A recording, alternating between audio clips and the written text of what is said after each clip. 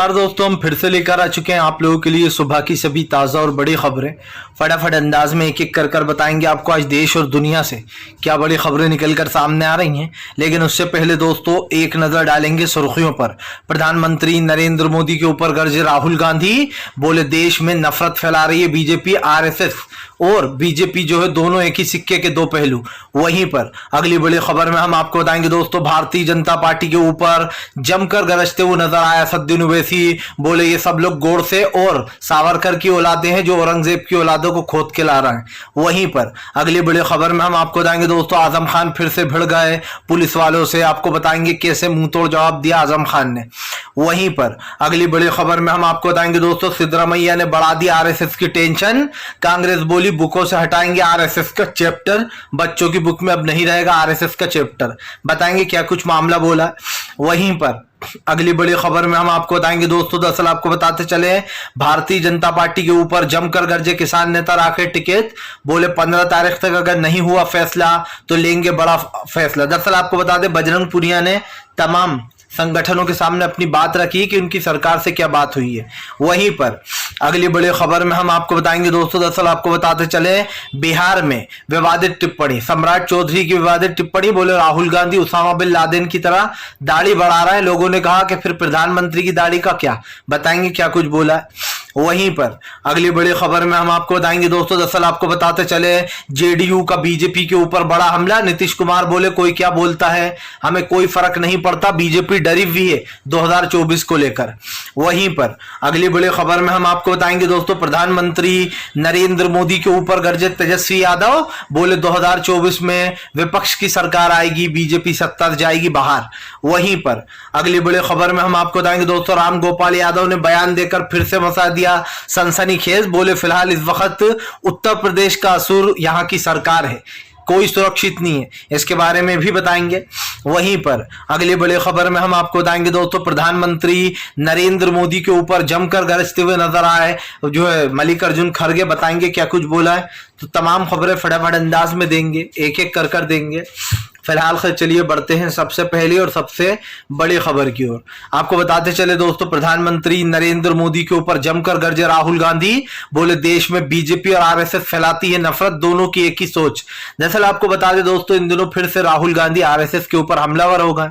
राहुल गांधी का कहना है कि आरएसएस और बीजेपी की सोच एक जैसी है, ये दोनों जो है यहाँ पर देश में नफरत फैलाने का काम कर रहे हैं। आपको बताते चले राहुल गांधी ने प्रधानमंत्री नरेंद्र मोदी के ऊपर हमला बोलते हुए कहा कि फिलहाल देश में आज प्यार मोहब्बत की जरूरत है, लेकिन बीजेपी सिर्फ वोटों की राजनीति के लिए नफरत फैलाती है। राहुल गांधी ने कहा कि इस देश में किसान, बेरोजगार, आज हर कोई परेशान है, लेकिन सरकार इस मुद्दे पर बात नहीं करती। सबसे बड़ी बात यह दोस्तों, आज महंगाई, गरीबी, बेरोजगारी, ये तमाम मुद्दे जो यहाँ पर देश के सबसे बड़े मुद्दे बन चुके, लेकिन सरकार इस मुद्दे पर बात करने को तैयार नहीं है। राहुल गांधी ने प्रधानमंत्री के ऊपर हमला बोलते हुए कहा कि आज हमारे देश में जो महिला पहलवान थे वो सड़कों पर बैठे हुए थे, लेकिन प्रधानमंत्री ने एक भी बार जाकर उनसे मुलाकात नहीं की। रेसलर जो कि देश के लिए सम्मान जीत कर आए थे, कई मेडल्स लाए, उसके बावजूद भी सरकार जो है खामोश रही। राहुल यहीं पर नहीं रुके। राहुल गांधी ने कहा कि हमने जब भारत जोड़ो यात्रा निकाली तो बीजेपी को तकलीफ होने लगी। बीजेपी ने हर मुमकिन कोशिश की भारत जोड़ो यात्रा रोकने की, और अगर देखा जाए दोस्तों तो ये बात सच भी है। आपको याद होगा कि बीजेपी वालों ने फैला दिया था फिर से कोरोना आ रहा है। जब राहुल गांधी कोरोना की बात पर भी नहीं रुके, तब बता दे राहुल गांधी ने प्रधानमंत्री को घेरते हुए कहा कि हर मुमकिन कोशिश कर ली, लेकिन उसके बाद भी भारत जोड़ो यात्रा नहीं रुकी। दरअसल दोस्तों आपको बता दें राहुल गांधी इन दिनों यूएस के दौरे पर हैं, जिसके बाद से बीजेपी में घमासान मचा हुआ है। सबसे बड़ी बात यह है कि आरएसएस और बीजेपी दोनों ही जितने भी दल हैं वो कहीं ना, हमने एक चीज नोटिस की है कि हमेशा जो है यहाँ पर बीजेपी और आरएसएस एक आवाज में बोलती है। और आपने देखा होगा दोस्तों, दोनों की राय जो होती है वो भगवाधारी राय है, यानी कि हमेशा मुसलमानों के बारे में बुरा बोलना या फिर कुछ ऐसे शब्द बोल देना जिसको लेकर हमेशा देश में एक दो राय बनी रहती हैं। फिलहाल चलिए बढ़ते हैं एक और अगली बिग ब्रेकिंग की तरफ। बता दोस्तों अगली जो बड़ी खबर निकल कर आ रही, प्रधानमंत्री नरेंद्र मोदी देवेंद्र फडणवीस के ऊपर भड़के सद्दीन ओवैसी। बोले तुम लोग हो गोडसे और सावरकर की औलादें। आपको बताते चले दोस्तों, दरअसल इन दिनों औरंगजेब को खोद कर ले आई है बीजेपी, और औरंगजेब को लेकर ओवैसी और महाराष्ट्र के डिप्टी सीएम देवेंद्र फडणवीस के बीच घमासान मच गया है। आपको बताते चले बीजेपी जहां कह रही है कि कोई बहुत सारी औरंगजेब की औलादें निकल कर आ गई हैं, तो वहीं दूसरी तरफ ओवैसी का कहना है कि तुम लोग गोडसे और सावरकर की औलादें कौन है, तुम में से ये बताओ। आपको बताते चले दोस्तों, गोडसे और सावरकर दोनों का नाम, एक गांधी का हत्यारा है, दूसरा अंग्रेजों के सामने हार मानने वाला है। दोनों के ही नामों को लेकर राहुल गांधी हमेशा चर्चा में रहते हैं, और अब राहुल गांधी के बाद ओवैसी ने भी गोडसे और जो है यहाँ पर सावरकर को लेकर बीजेपी को घेर लिया। दरअसल दोस्तों, देवेंद्र फडणवीस ने 22 लोगों को गिरफ्तार करवा दिया, और आप वजह जानेंगे तो आप हैरान हो जाएंगे। वजह ये दोस्तों कि उनके पास औरंगजेब की फोटो थी। बताइए आप, अब फोटो रखने पर औरंगजेब की रखे, कोई किसी की भी रखे, ये उसका व्यक्तिगत सोच है, ये उसका अपना मन है, वो किसी की भी फोटो रखे, आप कौन होते हो। लेकिन दोस्तों यहां पर कुछ और ही चल रहा है। वहां पर उनके पास से फोटोज मिली तो उन 22 लोगों को गिरफ्तार कर लिया गया, लेकिन उसके बाद जब इस चीज पर घमासान मचा तो उन लोगों ने बताया कि ये औरंगजेब की तो फोटो ही नहीं है, और उसके बावजूद भी दोस्तों बीजेपी के नेता मानने को तैयार नहीं, जिसके बाद अब ओवैसी बीजेपी के ऊपर हमलावर हो गए। ओवैसी का कहना है कि कभी बीजेपी लव जिहाद ले आती है तो कभी धर्मांतर ले आती है। ये लोगों ने अभी दोस्तों महाराष्ट्र के डिप्टी सीएम ने यह आरोप लगाया कि महाराष्ट्र में जो है वो एक तरीके से वो हो रहा है, क्या बोलते हैं, लव जिहाद हो रहा है, जबकि दोस्तों ना लव है ना जिहाद है, कुछ पता ही नहीं है वहां पर, लेकिन उसके बाद भी लव जिहाद जैसे मैटरों को बढ़ावा दिया जा रहा है। भारतीय जनता पार्टी दोस्तों जो इन चीजों को बढ़ावा देती है, उसको लेकर एक चीज साफ दिखाई देती है कि आज देश में प्यार मोहब्बत को कम किया जा रहा है, नफरत को बढ़ावा दिया जा रहा है। यानी कि मतलब साफ है दोस्तों कि इनके हिसाब से चलो तो ठीक है, इनके हिसाब से नहीं चलो तो गलत हो जाता है। दुनिया में दोस्तों बहुत सारे ऐसे लोग होंगे जिन्हें लगता होगा कि उनके हिसाब से चले हम, लेकिन इंसान अपनी सोच से चलता है, वो अपने दिमाग से चलता है। और आपको तो पता ही है कि बीजेपी और आरएसएस की सोच क्या है। उनकी सोच हमेशा से भगवाधारी रही है, नफरती रही है, और वो नफरती और भगवाधारी सोच जो है दोस्तों वो हमेशा बीजेपी के ऊपर ही भारी पड़ेगी। फिलहाल चलिए बढ़ते हैं एक और अगली बिग ब्रेकिंग की तरफ। बता दोस्तों अगली जो बड़ी खबर निकल कर आ रही है, आपको बताते चले दोस्तों, भारतीय जनता पार्टी के ऊपर गरजे कपिल सिब्बल, बोले प्रधानमंत्री बोलते कुछ है और करते कुछ है। दरअसल दोस्तों कपिल सिब्बल का कहना है कि भी एक तरफ बीजेपी कह रही है कि हम तो गांधी के बहुत बड़े भक्त हैं, हम गांधी जी को मानते, प्रधानमंत्री कहते हैं। दूसरी तरफ प्रधानमंत्री और बीजेपी के लोग आरएसएस के संगठन को बढ़ावा देते हैं, और आरएसएस जो बोलता है वही बीजेपी भी बोलती है। तो फिर ये लोग जो है वो गांधी के प्रधानमंत्री, फिर गांधी के जो है यहाँ पर सबसे बड़े मुरीद कैसे हो सकते हैं। कपिल सिब्बल ने कहा कि प्रधानमंत्री झूठ बोलते हैं कि वो जो है गांधी के नक्शे कदम पर चलते हैं, वो गांधी के नहीं बल्कि आरएसएस के नक्शे कदम पर चलते हैं। कपिल सिब्बल ने कहा कि बीजेपी ने कई बार ये साबित किया है कि वो बीजेपी और आरएसएस इन दोनों की सोच एक ही है, और दोनों एक ही सोच के साथ चलते हैं। सबसे बड़ी बात यह दोस्तों कि बीजेपी और आरएसएस जो कर रही है वो साफ दिखाई दे रहा है। प्रधानमंत्री नरेंद्र मोदी हो या बीजेपी के तमाम वो नेता दोस्तों जो झूठ बोलने का काम करते हैं, इसका जीता जागता सबूत देख लीजिए दोस्तों। आरएसएस और बीजेपी बोलती क्या है? आरएसएस और बीजेपी वही बोलती है जो कहीं ना कहीं देश की राजनीति में नफरत फैलाए। जैसे कि मान लीजिए दोस्तों अभी बजरंग दल को बैन करने की मांग उठी तो बीजेपी ने बजरंग दल को बजरंग बली पे मोड़ दिया। यहां तक कि बीजेपी आरएसएस को सपोर्ट करती है। छोटे छोटे बच्चों को हथियार हाथ में पकड़ा दिए जाते हैं, ट्रेनिंग दी जाती है, उनके दिमाग पर क्या असर पड़ता होगा। सबसे बड़ी बात यह दोस्तों कि यहां पर कपिल सिब्बल ने जो बात कही वो बिल्कुल सही है। कपिल सिब्बल ने कहा कि देश में जो भी हो रहा है वो कहीं ना कहीं गलत हो रहा है, और आरएसएस की सोच बीजेपी के साथ है। कपिल सिब्बल ने साफ कहा कि प्रधानमंत्री चाहे कुछ भी कहे, लेकिन सोच साफ साफ दिखाई देती है कि बीजेपी और आरएसएस दोनों एक ही सिक्के के दो पहलू हैं, दोनों की सोच एक ही है।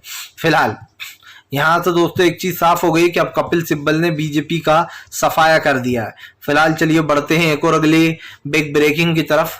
बता दोस्तों अगली जो बड़ी खबर निकल कर आ रही है, आपको बताते चले दोस्तों, भारतीय जनता पार्टी के नए अध्यक्ष जो है यहाँ पर बिहार के नए अध्यक्ष सम्राट चौधरी का विवादित बयान। बोले राहुल गांधी उसामा बिन लादेन की तरह दाढ़ी बढ़ा रहा है। अब आप समझिए दोस्तों, बीजेपी का नेता दाढ़ी बढ़ाए तो कोई दिक्कत नहीं है, राहुल गांधी ने दाढ़ी बढ़ा ली तो बीजेपी को दिक्कत होने लगी। आपको बताते चले राहुल गांधी का कहना है, राहुल गांधी को ओसामा बिन लादेन से मिला दिया गया। सम्राट चौधरी का कहना है कि Rahul Gandhi Osama bin Laden की तरह दाढ़ी बढ़ाना है चाहे वो मोदी की तरह राजनीति करने लगे। दोस्तों अगर देखा जाए तो प्रधानमंत्री नरेंद्र मोदी कब से दाढ़ी बढ़ाकर रखे हुए हैं। लेकिन सवाल ये उठता है दोस्तों कि क्या प्रधानमंत्री नरेंद्र मोदी भी उसामा बिन लादेन कहेंगे क्या उनसे भी? आप समझिए, यही नहीं, बीजेपी के कई नेता हैं जिन्होंने दाढ़ियां बढ़ा रखी हैं।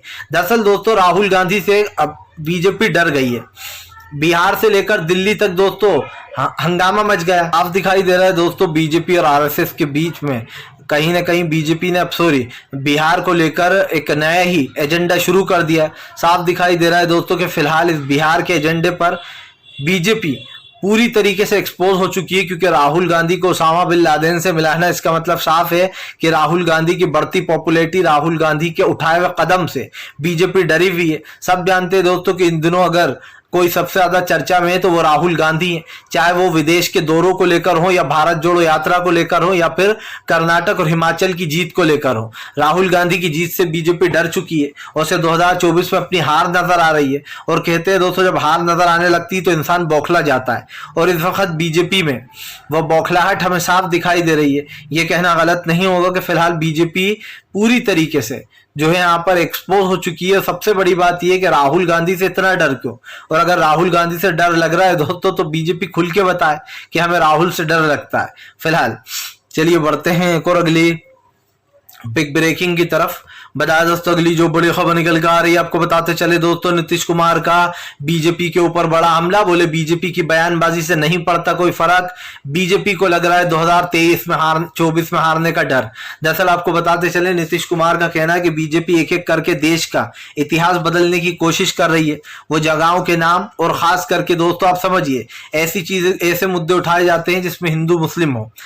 नीतीश कुमार ने बीजेपी के ऊपर हमला बोलते हुए कहा कि 23 जून को विपक्ष की बैठक है, इसमें फैसला होगा कि फिलहाल आगे आने वाला जो चुनाव है यानी कि जो इलेक्शन है 2024 का, उसमें क्या फैसला लिया जाए। आपको बता दें पहले जो है 12 तारीख के दिन ये बैठक होनी थी, लेकिन 12 तारीख के दिन बताया जा रहा है राहुल गांधी और मल्लिकार्जुन खड़गे के पास टाइम नहीं था, जिसके बाद इस मीटिंग का टाइम बदल दिए कर 23 जून कर दिया गया सबसे पूछकर।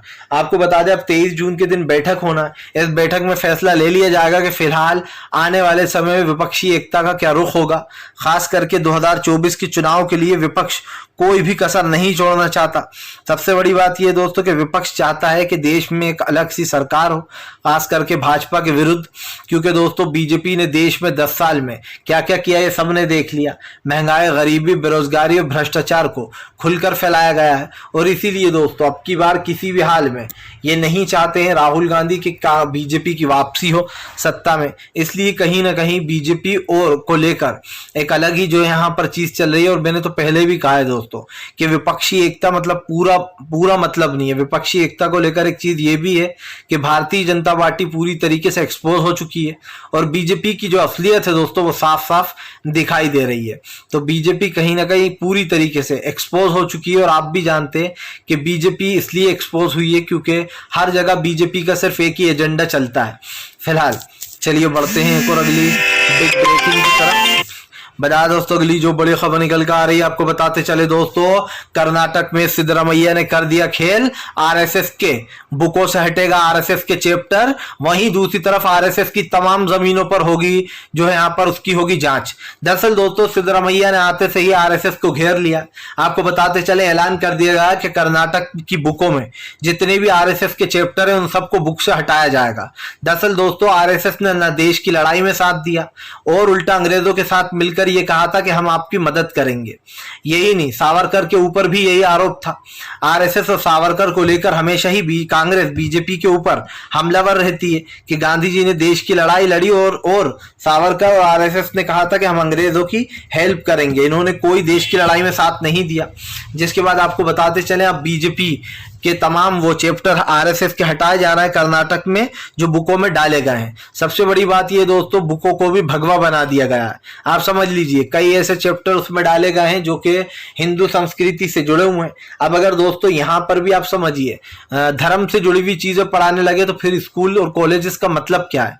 वहां पर भी आप एक तरीके से सांप्रदायिकता का रंग घोल रहा, और यही कारण है जो इस चीज के ऊपर विपक्ष लगातार हमलावर हो गया है। मतलब तमाम इन चीजों को लेकर जिस पे भी मुद्दे उठ रहा है या फिर जिन चीजों की बातें हो रही हैं दोस्तों उस पर कहीं ना कहीं सवाल खड़ा हो जाता है। प्रधानमंत्री चाहे कुछ भी कहें या फिर कुछ भी बोले, मतलब तो साफ है दोस्तों कि प्रधानमंत्री को एक चीज समझ लेना चाहिए कि देश की जनता अब रोटी खाती है, घास तो बिल्कुल नहीं खाती है।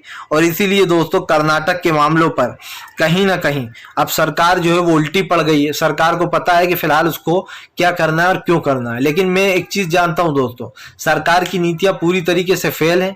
विपक्ष साफ साफ देख रहा है कि सरकार क्या कर रही है, और ये कहना गलत नहीं होगा दोस्तों कि फिलहाल विपक्ष की मंशा पर बीजेपी खरी नहीं उतर पा रही है फिलहाल। चलिए बढ़ते हैं एक और अगली बिग ब्रेकिंग की तरफ।